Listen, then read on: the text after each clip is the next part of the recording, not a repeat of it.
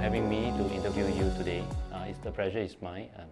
Thank you very much for coming to Singapore. So there's some questions that I would like to ask you that will interest our readers and listeners, right? So what's something that people seems to misunderstood about you or have some misconception about your job or your career? That's a really great question. I'm not an MD or a PhD, so I don't have a medical doctorate degree or an advanced science degree. I have an undergrad in science, but I have a master's in fine arts with a focus in architecture. Oh wow, this is very different from what you are currently doing. What makes you decided to embark, onto this path and to be in the biotech industry? So I got a job at a bench as a bench scientist starting off, and then I just fell in love with drug development, and the science of how to develop a cancer medication was so unique and so different from anything else.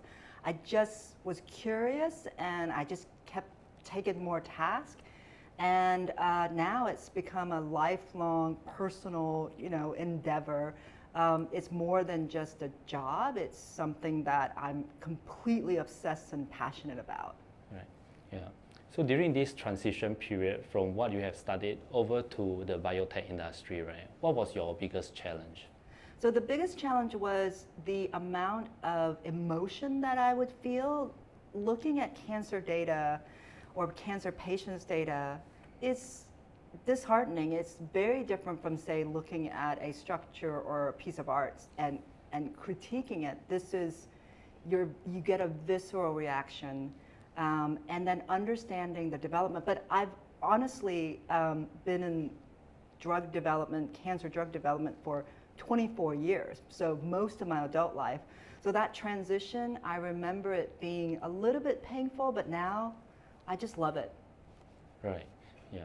So when you did this transition, right, we understand that that agriculture and biotech, they might have certain skill set that is in the same similarities, but there are also certain skill set that you might need to learn from the biotech industry. What are the skill set you feel that is transferable, and what are those that you felt that you need to pick up along the way in your biotech industry?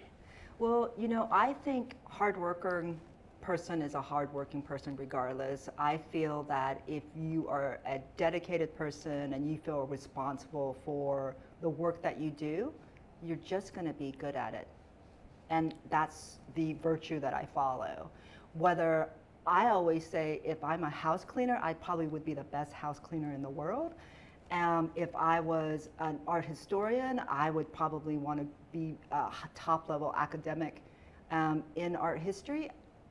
This is how I conquered or I'm still evolving, but biotech seems to be the best position for me. It seems like a perfect fit, multitasking, looking at science, being able to interact with people, hopefully making a difference in the world, even if it's 1, 2 lives, So it's quite rewarding, but if you find the work that makes you happy and also at the same time make you feel vulnerable and powerless at times, but come out of that with a rewarding aspect of your job, then I think you've got something special. I also read about your firm, Immugen, that when at a peak, it actually hits a 1 billion market cap. That is very remarkable and impressive. Yes. Along this journey, right, were there any mentors that helped you to achieve that? Oh, absolutely. I think many mentors, from my husband to my friends, but I'm going to correct you. At the height of our market cap, we were at 3.5 billion. Wow, 3.5 billion. So when I joined, it was a $5 million market cap. When the biotech, and we had acquired some acquisitions at the point, we were at 3.5. So I'm really proud of the work that we've been doing. Your question about mentor, many, from my executive chairman, Paul Hopper, who has been probably the biggest mentor to me. I'm not a natural entrepreneur, and he he creates art out of being an entrepreneur and pivoting and innovation. Were there any, when you first started out on this journey, right, was it what you have foreseen that it has turned out to be, a 3.5 billion market cap company? I am astonished at what me and the company has been able to do. We've hired some incredible, we're now at a point where we can bring in exceptional talent to the organization to help us develop life-saving drugs for patients. So it's been an incredible journey, notwithstanding the hardship, but I think you have to have some passion for this field. Otherwise, it just becomes a job. There is a passion, there's a visceral reaction, you know, when we have a patient that's doing well in the study, we all cheer. It's quite a rewarding and remarkable experience. Right. Is there a difference from managing a 100 million company and a $1 billion company? What are the... oh my gosh, that's such a good question. How do you manage your day-to-day? I think it's the same. I have to say, the reason why I get up in the morning is to hear about what's happening on the clinical trials. That hasn't changed from September 11th, 2015 to yesterday, you know, or this morning when I got up and immediately went to look at my emails, called people to find out what's happening on our clinical trial. So that passion and vigor has not changed. Right. If you could go back to, you know, like a 21-year-old self, what would be that one piece of advice that you would share? Just be kind. Just be kind to yourself and be kind to other people, because don't ever underestimate what kindness can do for another human being and yourself. Right. If there is someone that is starting out, you know, when they read and watch this video, they are so impressed with your journey, right? Then they wanted to start out. Would you have some advice that you would share with them?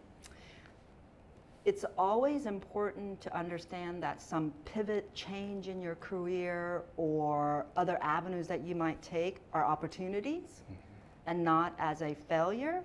These are things that you can learn from. I would say if you're really interested in the field of biotech, which I think is extraordinary, I mean, it's extraordinary, especially for, at the time, I was a young female, and having a career of my own and owning drug development and seeing patients was just everything to me. I think it's a worthwhile cause, and I hope that people pick up the fight now and afterwards, because we need better drugs out there for cancer, and we need something better than chemo and radiation. So I want everybody, I implore people to come in this field and make it better than it is today. Right. I read about clinical trials that they actually take some time for the experiments to get ready and the research to actually comes to have fruits. Was it always on the uptrend, or was it there are days there's like ups and downs in the trials time?